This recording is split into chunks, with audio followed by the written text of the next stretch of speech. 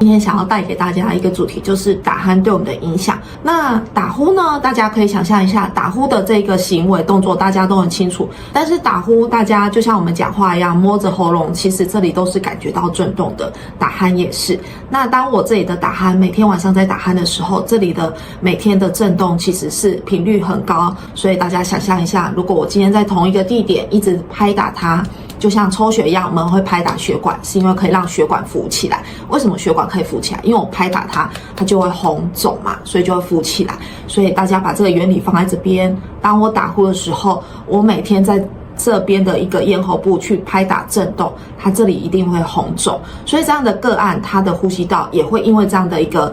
关系，让他的呼吸道变得比较水肿，增加他的一个呼吸的狭窄程度，这是第一点。第二点，大家很清楚知道，这里有2条血管叫颈动脉。当我每天晚上一直拍打这个颈动脉的时候，我们拍打它红了，下一个阶段就是会有一点的小红点，就像是微血管破裂，就会呈现这样的状况。当微血管破裂的时候，当然我们的身体的机制不可能让你的血管一直呈现内部的破裂状态，然后让你流血嘛，所以我们的小尖兵就会派修补团队去帮你做微血管破裂的地方的修补，或者是你的这里的血管的受损的修补。那它修补的材料就是胆固醇，所以今天我只要有破损有破裂，我就去涂一层胆固醇，1次、2次、1年、2年、10年，这样的个案久了会怎样呢？想象一下，这个是颈动脉，然后当我每次有这样的一个节奏的时候，我就去修补它的内层，修久了，它的内层会越来越厚。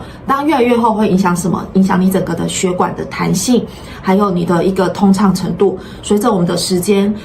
年纪的增长，我们的血液的条件、血管的条件健康程度也越来越不好。这样子会导致什么结果呢？没错，一定会增加它的一个血管堵塞的风险。再来就是有所谓的颈动脉粥状硬化，它的血管会越来越没有弹性，越来越硬。下课喽，请大家敬请期待下一集，拜拜。